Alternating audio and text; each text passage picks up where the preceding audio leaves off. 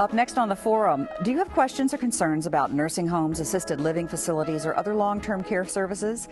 A senior ombudsman can help. Find out how you can get involved. And if owning a home is on your wish list, assistance for first-time home buyers may be just a phone call away. Human Services Forum begins right now.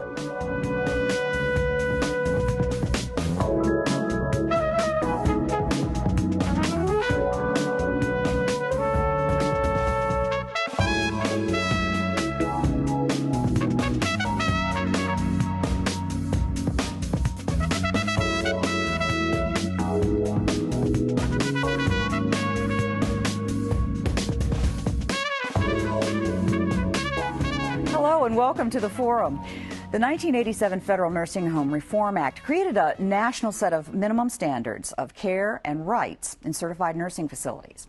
The Ombudsman program quickly followed, and Willie Alston Jr., volunteer coordinator for Senior Services of Southeastern Virginia, joins me now to explain how important that role is. And we'd also like to welcome Carol Lajeunesse, who is an ombudsman volunteer with the Kempsville Nursing and Rehabilitation Center.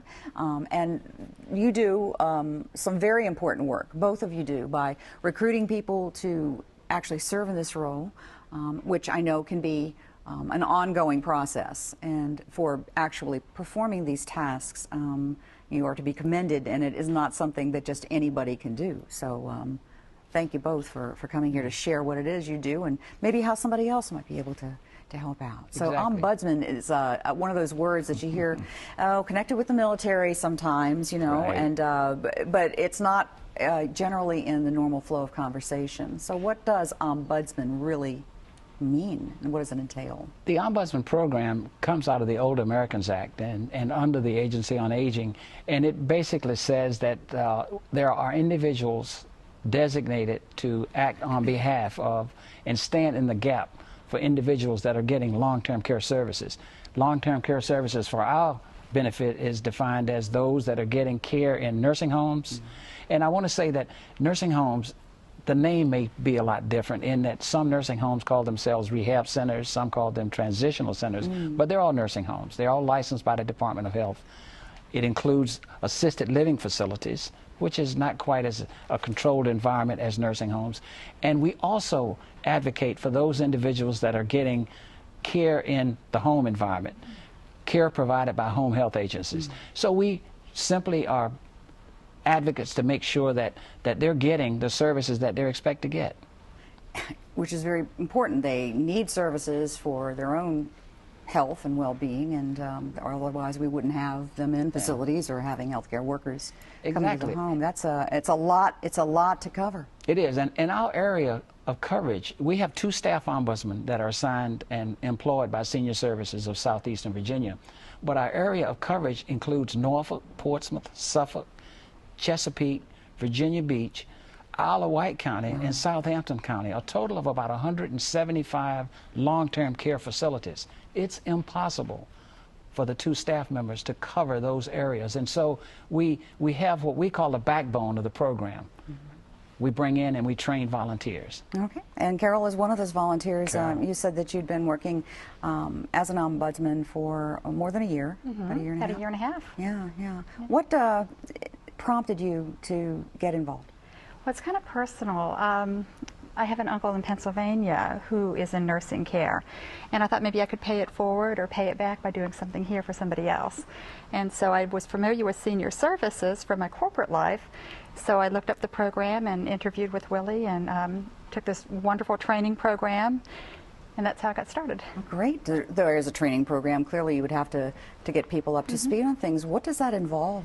It's 3 days of training. Wow. 3 full days.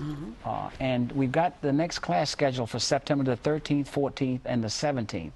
And the 3 days include just about everything that we would want our volunteers to know about that environment, the long-term care environment. We talk primarily about resident rights. We teach them about abuse, neglect, and financial exploitation, how to identify issues in those areas. We even include communication skills so that they know what to look for and how to communicate with individuals that may have disabilities or inability to speak, so that we can recognize a problem without them actually saying that there's a problem. So you work as their voice often. Yes, exactly. Yes. We bring in speakers from a variety of agencies throughout the community to do presentations for our volunteers. Someone from Adult Protective Services comes in and presents that. Someone from the nursing home, long-term care environment, usually it's an administrator, to come in and give an overview of what those environments are like, what kind of patients they care for. We collaborate with social services to include pay sources. How is long-term care paid for? And we're able to best answer questions for those that are getting the services, as well as serve as a referral source for individuals that we may come in contact with as to where they can get help with financial matters, where they can get help with legal matters, where they can get help with a lot of other things that maybe because they're in a long-term care facility, they don't have access to readily. It's sort of like your own network that you've Exactly, got. exactly. You are the channel. We stand in the gap. Yeah. Go between the providers and the patients and their families. And just as important is our role as an educator. Each time we visit, we're educating the residents, the families, and the staff on what resident rights are so that they know what to expect. Because if they don't know what their rights are, they're not going to speak up. That's right. And of course the families benefit as well from knowing what's going on, because that can be a very bewildering shift. It is. And so we're looking for more volunteers. We're looking for more folks like Carol that will join forces with us, go through the 3 days of training, and we'll sign them to a location that's close to where they live so that it makes it easy for them to visit. We ask that they visit 4 hours a week, that's all. I mean, that's a minimum. They can visit more than that if they have the time, but we only expect a 4-hour-a-week minimum. And they are monitored and supervised by myself and the other staff ombudsmen so that we are there to back up and offer assistance with problems that they may have, issues that they may encounter while they're visiting that they don't have an answer for. They've got a backup with us. Oh, it's good to know. And for you, whatever number of hours you put into it have got to be busy for you. They are busy. Usually I put in about 7 hours a week, but in that time I get to see all of the residents. Okay. I can join in on some of the activities, which is a great way to get them to loosen up and tell me what's going on, because a lot of times you ask a senior and you say, you know, what's going on, how are you doing? They say, oh, everything's fine. Yeah. You have to be able to keep it pressing a little bit further, and then they'll tell you, well, gee, maybe my wheelchair is too tight, or I'm having trouble with this. And many of the things are simple problem solving that I can help with, or I work with a social worker on site, or I give Willie a call. For the difficult things, I give Willie a call, but there's always somebody there to help me, so it's nothing that I'm out there on my own. Well, it sounds to me that the relationship and establishing those relationships is really key to really getting in and finding out what needs to be fixed, improved.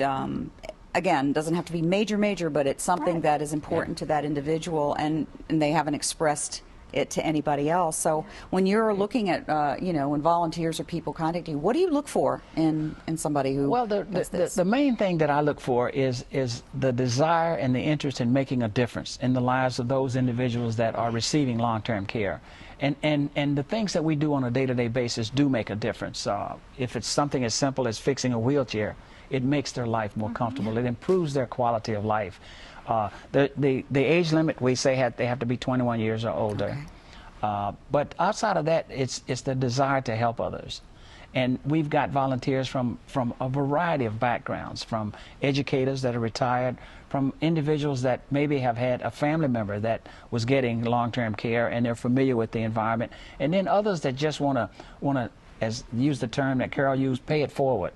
To make a difference in the lives, because there are a lot of individuals in long-term care facilities that don't have families. They outlive all of their relatives, and so there's no one else to speak up for them, and many of them don't have the ability to speak for themselves. So when we train, we talk about what signs to look for so that if there is a problem, we can identify it without them even saying something about it. The relationship that you mentioned is a key thing, and it takes a volunteer a month, sometimes 2 months, to develop that relationship, because we find that the long-term care resident won't open up right away. Right. And we want to find out just from the root, how you doing, how's your care, how do you feel about what's going on with you. And until we establish that relationship where they feel comfortable talking to you, we really aren't effective. Yeah, but that's, I know, takes the most time, and is developing the trust and having them open up and talk to you, just even if it's about just everyday stuff? Usually a good icebreaker is the menu. How did you eat lunch today? How was it? And that'll start all the balls rolling. There's always an opinion about food. Exactly. So how has this shaped you? I mean, you've been doing it for a year and a half. I don't know if you came in with certain expectations or with an open mind, but you know. I did come in with an open mind, but it's been so satisfying every day. You know, you've made even a small change in somebody's life. It's been very, very rewarding. Yeah. So the folks, how many people do you think you see? Probably about 30 each visit. Wow. There's 60 in the facility, but normally I focus on the long-term side. Okay. Do you get to meet families of these residents as well? I do, and they're so nice and they're so appreciative too, and they can give me background and then I can give them information that they're not even aware of because I might see them at a different time than they do. Yeah. So it's like one big family in some respects. It is. It's a great community there. Yeah. And you mentioned families. One of our roles as an ombudsman and as an ombudsman volunteer is to not only educate the residents, the folks that are getting the care, but to educate the families. And so we make ourselves available to attend family meetings, which are held in facilities, and some facilities more often than others. But we also visit during times when families are more apt to visit, so that we can come in contact with them, because they are a better advocate for the care than we are, really. Because coming from a family member or coming from a patient, it seems to sink in better than coming from an outside person. So we do a lot of educating for families as well as residents, and educating the staff. The staff need to know what the rights are of these patients, because they're the ones that are going to be expected to adhere to and follow those rights. Because we're talking about a legal aspect here. It's exactly. very important. But They also sign a contract that says, the nursing home sign a contract that says, we're going to provide you with the best quality of care and provide the best quality of life. And when those residents feel that they're not getting that, speak up. They have that right of having a choice is a key thing to everything that we say. Speak up and let your concerns be heard. That way we can resolve them. Well, that can feel awfully good to someone who's in an environment that perhaps isn't the most, wonderful place that they'd rather be somewhere else, I'm sure, but it's still good to know that they have some control and some say over what what they deserve, which is a good thing. So the training that you mentioned was 3 days. Is there cost for this training? No training, no cost. The training is free, including a manual that we provide for each candidate that has resources for just about every area that they will encounter. The resident rights topics included in the manual. Abuse, neglect, financial exploitation in the manual. The list of agencies, phone numbers. Every nursing facility, every assisted living facility is listed in there so that the volunteers have access to names, addresses, phone numbers, so that they can provide this information to the family. So I put a lot of time into doing these manuals, but it's an excellent resource, and every applicant gets one of those when they complete the training. And you're familiar with it. It must be very extensive. Yes, which is great. Quickly, just one more time, you have a training coming up in September, that's correct? September the 13th and 14th, which is a Thursday and a Friday, and then we finish up the third day on that Monday the 17th. Okay. The training goes from 9 to 4 each day. Okay.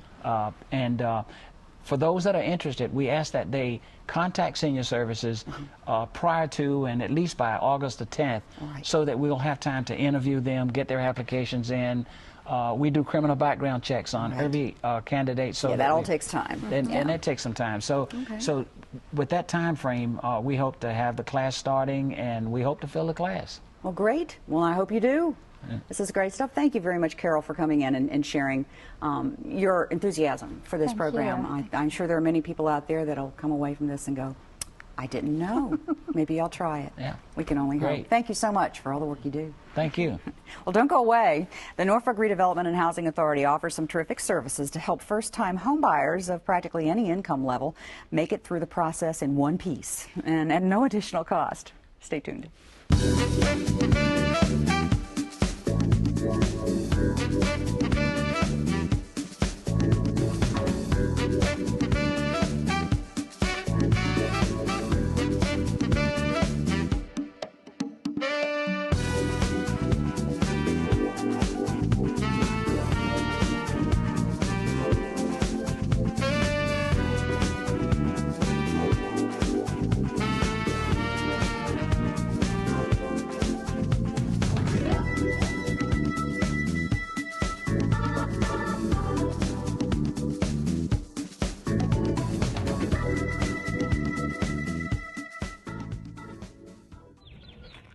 Have you heard? The U.S. Treasury is phasing out paper checks for Social Security, VA, and other federal benefit payments and going electronic. If you currently receive federal benefits by paper check, you will need to switch to direct deposit or to the Treasury recommended Direct Express Debit MasterCard. If you plan to apply for federal benefits soon, you'll want to decide which electronic payment option is right for you. Visit godirect.org to learn more or to make the switch today.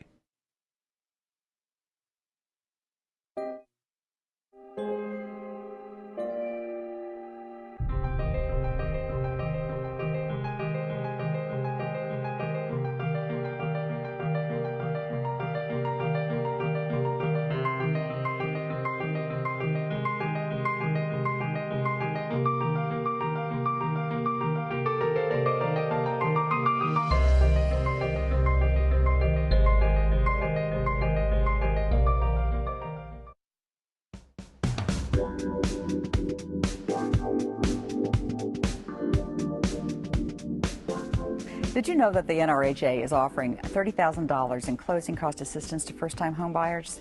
Want to learn more? Well, you've come to the right place because we have LaShawn Forbes with Norfolk Redevelopment and Housing Authority, otherwise known as NRHA, who has a wealth of information for folks who have toyed with the idea of buying a house, and she may just convince you to get started. And we also have somebody who did get started and now is a homeowner, and so we are very, very happy to have you. And I would like to start with just the whole concept of home buying. I know that for some people it's like, oh, no, no, no. Others think it'll never happen. Yes. And others have just wanted to do it for whatever reason for a long time, but just haven't done it yet. So you deal with all kinds. We deal with all kinds, and part of our process is we want to demystify the process because it is difficult for so many buyers, and especially first-time home buyers, because they don't understand what they're getting in and what type of interest rate. And as you know, there's been a lot of foreclosures. Yes. And our goal is long-term sustainability. You know, we want to make sure that our Norfolk neighborhoods, you know, are stabilized with the clients we put in them. But also, we're finding that renters spend up to 50%, you know, of their income on rent. So to have $30,000 towards their down payment and closing cost assistance to help them, because a lot of them just can't save that amount to put that 3.5% down plus their closing costs. We've been able to help a tremendous amount of people, you know, overcome that barrier. Okay. The program under which all of this happens is called HomeNet. It is called HomeNet, the HomeNet Homeownership Center. Okay. And we've been in existence since 2000, and we are chartered under HUD. Okay, and this program offers a lot of things, and we can get into that in a minute, but I certainly wanted to get into our new homeowner who is, I guess, having new experiences in home ownership. So tell me how you found out about this and, you know, what brought you to this point. Actually, I found out through a couple of friends of mine and also through NRHA about the program, and I always said I wanted to own a home, but I was a little reluctant to do so. But then there came a time in my life that I felt like I was ready. And so I contacted LaShawn in the program about it, and the HomeNet program is wonderful. They start you out with everything that you need to know in the beginning process.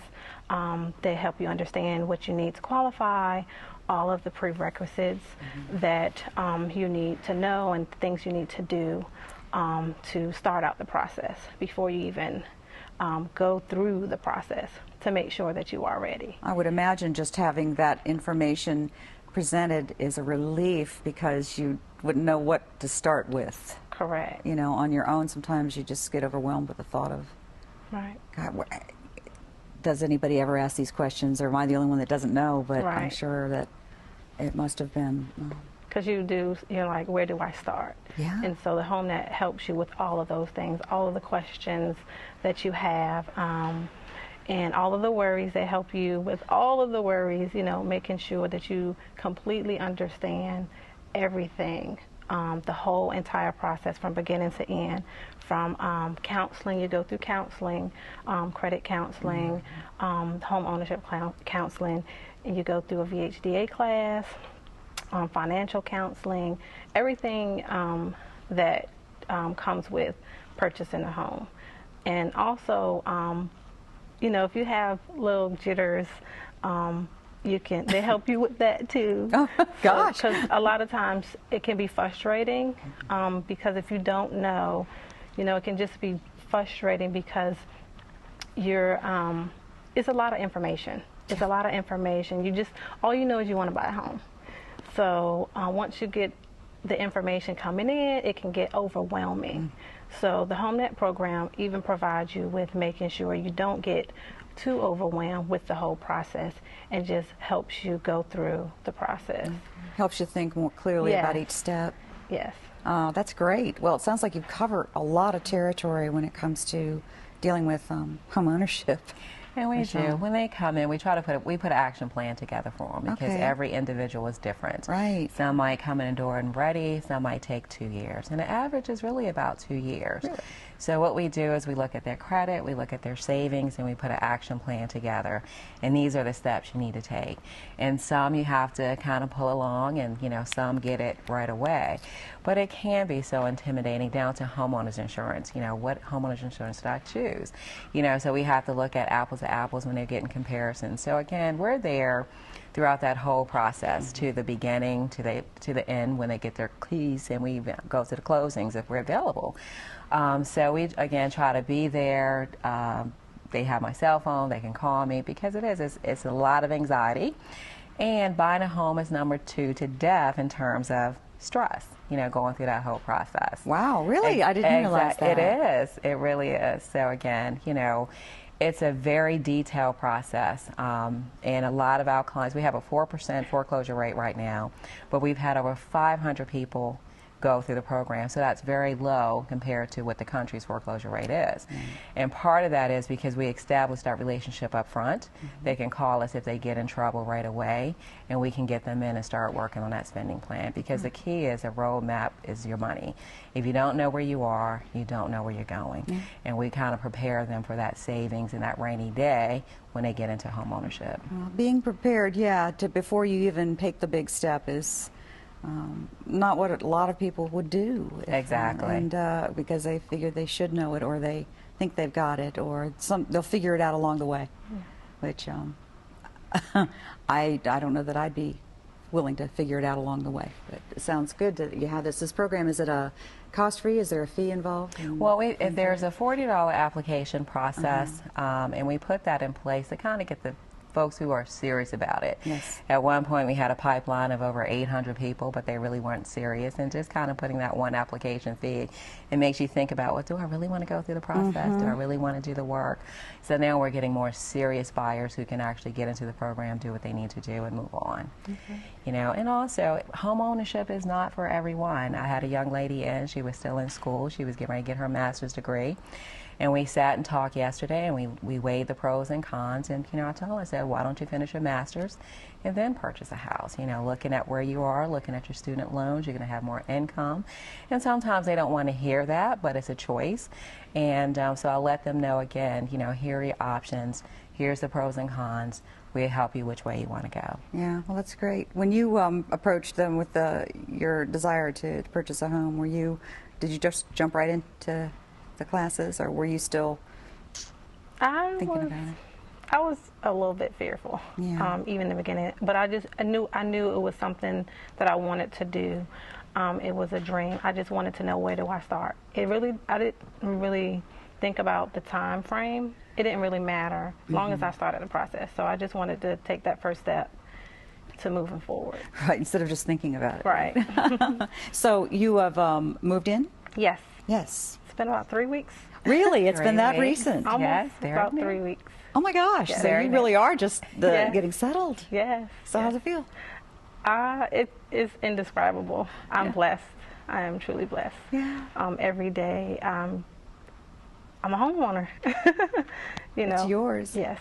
Wow. So That She is was just showing me pictures of plants on her porch saying welcome. all right. yes, my mother did those. Yeah. So, just like I said, it's indescribable.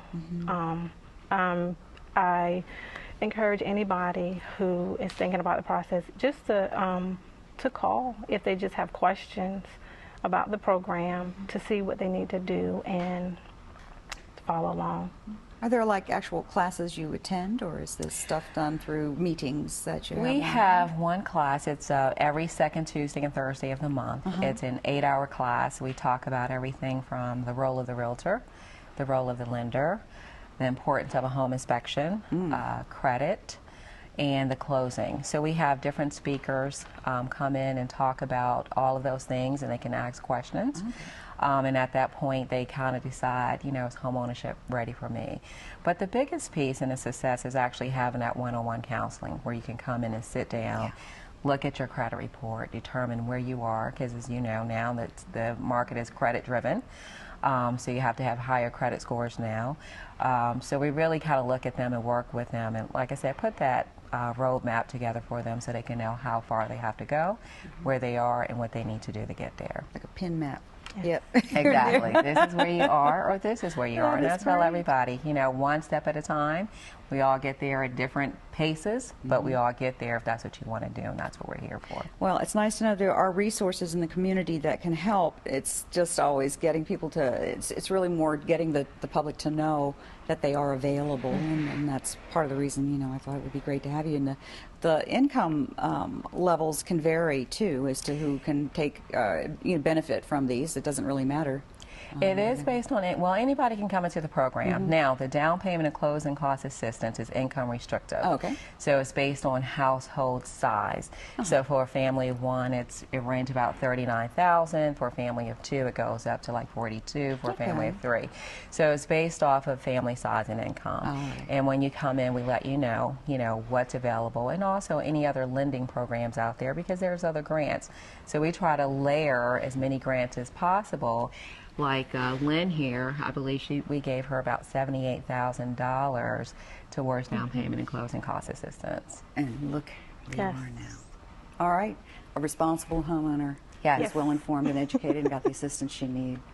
Well, we hope you'll take advantage of that and give them a call, find out what you can about becoming a new homeowner. Yes. And thank you so much for sharing the information. Well, thank you for having us on. All right, my pleasure.